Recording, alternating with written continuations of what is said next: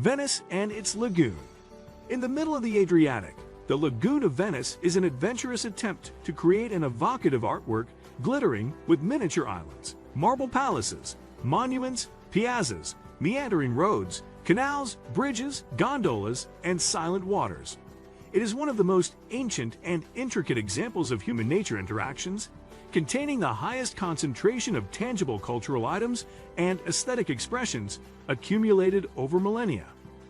In 1987, Venice and its lagoon were listed as a UNESCO World Heritage Site for the uniqueness of its historical, archaeological, urban, architectural, artistic, and cultural values, all of which are integrated into an extraordinary environmental landscape. 10 best things to do in Venice and its lagoon. 1. Watch the world go by the Canal Grande, Grand Canal. The Grand Canal is a broad S-shaped canal that snakes through the city of Venice, connecting the St. Mark Basin on one end to a lagoon near the Santa Lucia rail station on the other. This ancient canal is 3,800 meters long, 2.36 miles, and 30 to 90 meters wide, about 100 to 300 feet. The canal is around 5 meters, 16 feet, deep in most areas. The canal is an old watercourse, lined with buildings from the 14th to the 18th centuries, totaling roughly 170. The majority were built by affluent Venetian families. 2.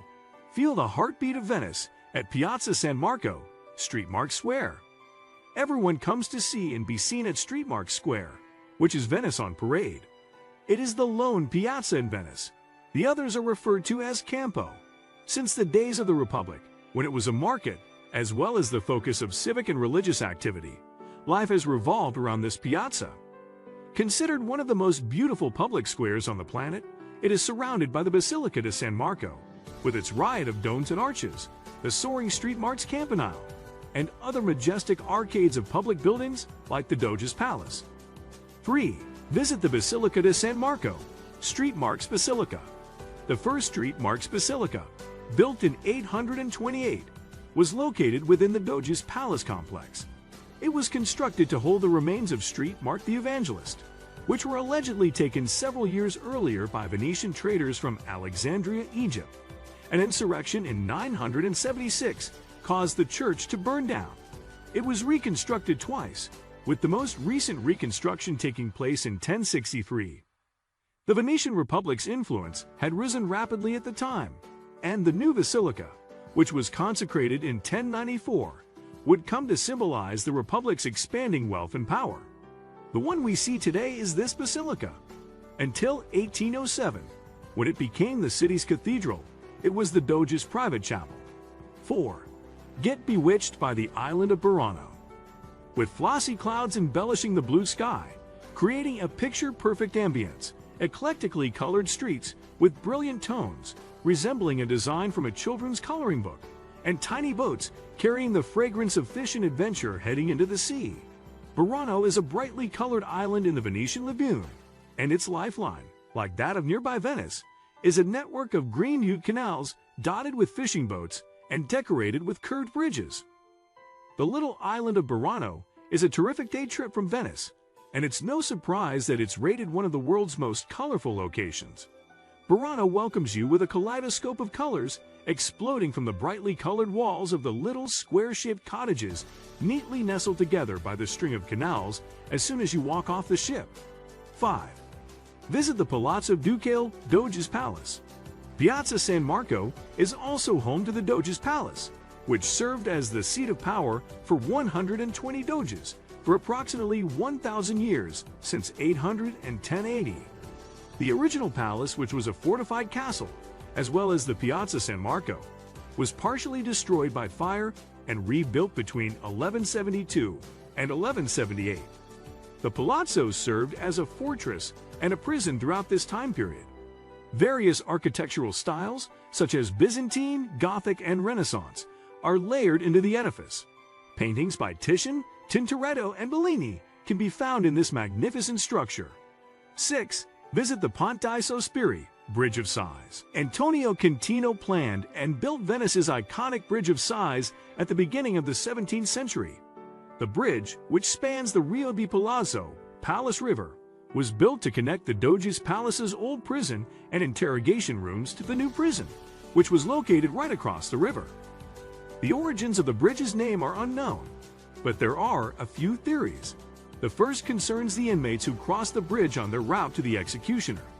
Many claim that the convicts would sigh when they passed the bridge, obtaining their last glimpse of the outside world.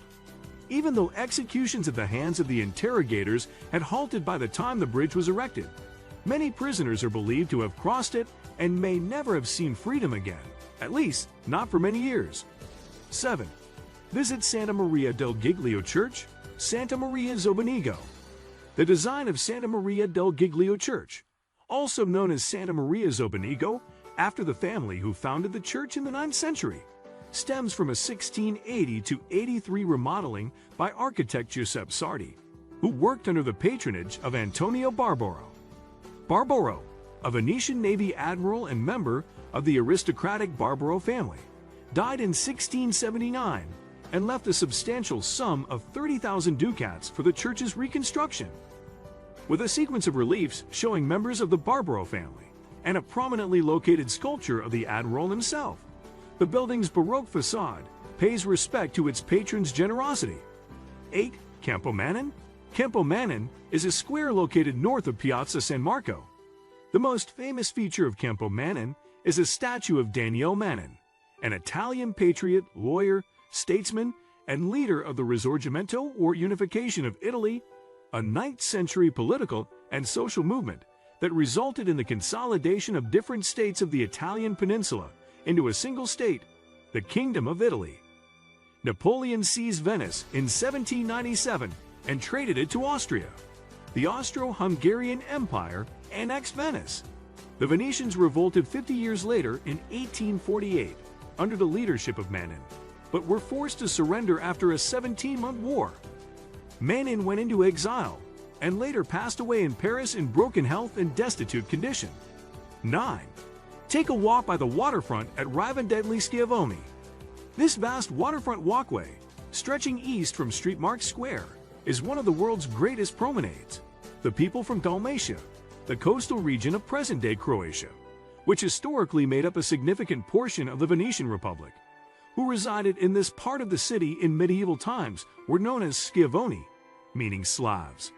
Traders, officials, and sailors from all over the Mediterranean and beyond docked and disembarked here for centuries. It's now studded with market booths selling souvenirs, t-shirts, and much famed Venetian masks to tourists from all over the world. 10.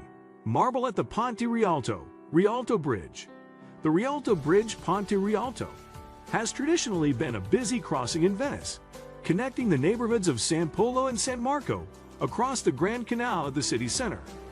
However, rather than being clogged with merchants as it was during Venice's heyday, the bridge is now clogged with tourists. The Rialto Bridge opened in 1591 and is probably Venice's most visited and photographed bridge.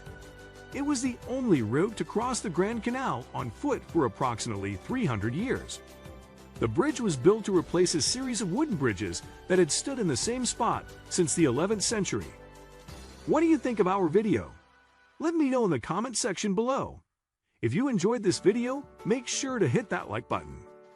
Also, subscribe to our channel before you go.